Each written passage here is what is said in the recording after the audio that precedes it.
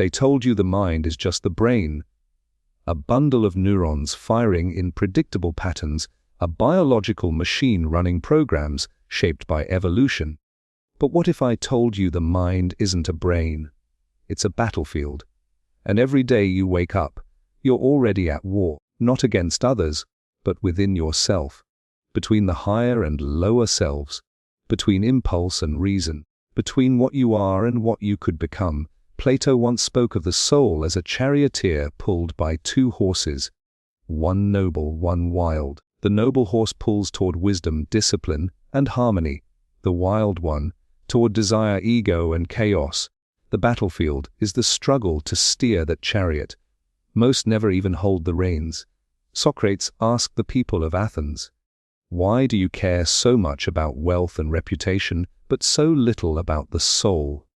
Because the soul's war is silent. There are no headlines for internal victories, but this war shapes nations more than armies do. Each thought, each decision is a swing of the sword. Each distraction is an arrow to the armor. Each temptation is a whisper from the enemy camp. This isn't poetry, it's a diagnosis. Marcus Aurelius, the Stoic emperor, reminded himself each day, "You have power over your mind, not outside events. Realize this, and you will find strength."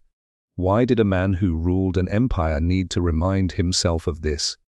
Because he knew the true empire is within, and it is always under siege. Look around. Anxiety, rage, envy, despair, they aren't random, they're weapons. Psychological warfare launched from childhood wounds, societal expectations, algorithms designed to hijack attention, and voices that were never yours to begin with. You are not your mind, you are its commander. But if you leave it unattended, it becomes your tyrant. Buddha didn't conquer cities, he conquered the mind. He sat beneath a tree and fought a war more intense than any battlefield general. He called it Mara, the illusion, the ego, the fear. And he won not with violence, but by seeing through the illusion. The mind whispers, "You're not enough. You need more. Look at them. You're behind. You'll never make it. You should quit. Why even try?" Those whispers are not the truth. They're just noise, echoes of past pain dressed as prophecy. And if you don't challenge them, they become your identity. Epictetus said, "No man is free who is not master of himself." That's not a quote to memorize. That's a weapon, a reminder that freedom is forged in mental discipline, not in external conditions. Every time you resist the urge to react in anger, you win a battle. Every time you choose silence over gossip, presence over distraction, courage over comfort, you reclaim territory. This war doesn't end. But victory isn't about perfection, it's about command. To be the general of your inner world. Lao Tzu, the mystic of the Tao, taught that mastering others is strength, but mastering yourself is true power. Not brute force, not domination, but alignment, like a river flowing with purpose, carving canyons over centuries, quietly, powerfully. But here's the tragedy: most people outsource their minds to noise, to trends, to ideologies that promise clarity but deliver confusion, to dopamine hits dressed as wisdom. They surrender their battlefield without ever drawing a line. You were not born to be a passive observer of your thoughts. You were born to fight, but not as a destroyer, as a defender of your highest self. There's a reason ancient wisdom still resonates today. Because technology has changed, but the battlefield hasn't. The enemy is still fear, ego, greed, lust, laziness, comparison, and they wear new armor now: social media, instant gratification, curated identities. Al-Ghazali, the great Muslim philosopher, said, "The key to knowledge is self-knowledge. For only by knowing yourself can you purify the heart and master the mind." This is spiritual combat, make no mistake. And it's not a war of violence, it's a war of values. In a world obsessed with performance, numbers, aesthetics, ancient wisdom whispers, no, silence is strength. Desire is a chain.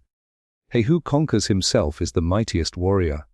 And yet we rush, we scroll, we numb, we compare, When was the last time you sat alone in silence and listened to the war inside, not judged it, not escaped it, just observed? That is where the transformation begins.